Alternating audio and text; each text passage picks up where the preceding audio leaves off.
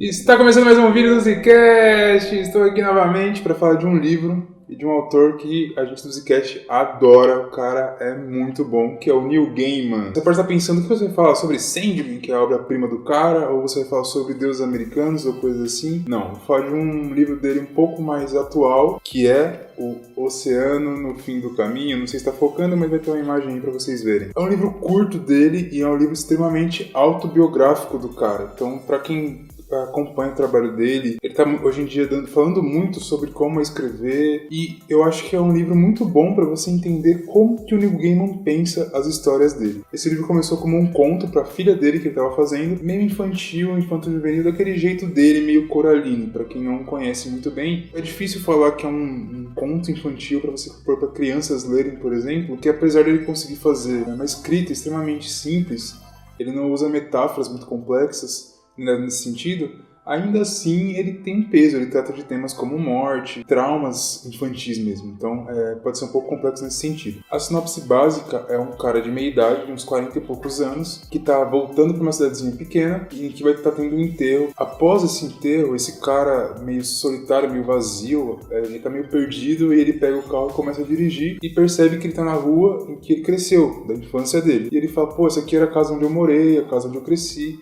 E alguns estalos de memória vão vindo na mente dele. Ele, inclusive, percebe que ele está indo para o final da rua.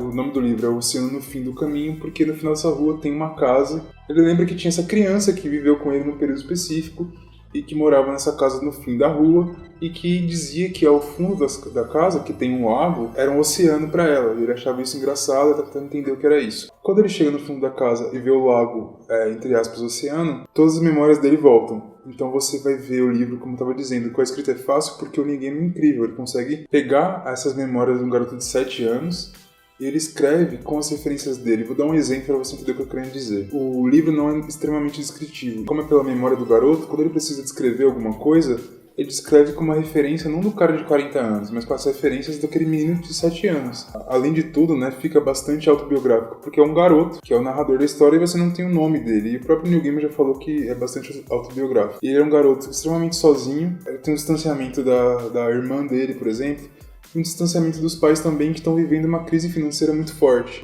É interessante que você vê esses problemas adultos pelo olhar dessa criança. E ele se refugia nos livros, então ele lê muita coisa. Depois que você é apresentado para o personagem principal, você vê alguns desses detalhes que eu falei para você aqui. Acontecem algumas coisas traumáticas, não sei se é algum spoiler, mas eu prefiro não falar. Mas enfim, algumas coisas relacionadas com temas mais pesados. Só que o que eu acho que é especial do Neil Gaiman é a forma com que ele traz isso. Como, por exemplo, essa criança falar para ele que... Fala assim, pô, quantos você tem? Você é mais velha que eu. E ela aparenta ter uns 11 anos. Só que no final das contas ela não tem 11 anos, ela tem milhares ou infinitos anos, porque ela é um ser fantástico. Elas vieram de um lugar muito antigo e trouxeram coisas antigas com ela. E ele vai acompanhando em lugares ali, em aventuras. Parece que fica muito claro para você que está lendo que aquelas coisas fantásticas e antigas têm que ficar ali onde elas estão, mas que ela rodeia o tempo todo você. E a aventura começa justamente quando uma dessas coisas, por conta desse menino e dessa aventura que ele está vivendo, entra na família dele, e tem coisas ali que ela usa como apelo que ele não entende muito bem, mas você lendo entende, que é, por exemplo, apelos sexuais em relação ao pai dele, e vai conquistando a família dele, o que afasta o menino mais ainda. Você que tem uma família, você entende, obviamente, porque esses dramas são comuns, e aqui ele coloca esse distanciamento tendo um motivo fantástico. Só que, cara, é muito fácil, você consegue colocar isso como outras coisas, né? Como o pai da família começando a atrair a mulher, por exemplo, se tendo uma outra família, outras visões, problema financeiro, etc. Enfim, você consegue colocar isso tudo e entendendo isso. E você vê como o Neil Gaiman consegue usar a fantasia para contar isso. E por ser autobiográfico é muito interessante você ver, né? Principalmente se você gosta do autor. Se você não gosta, eu acho que é uma boa porta de entrada.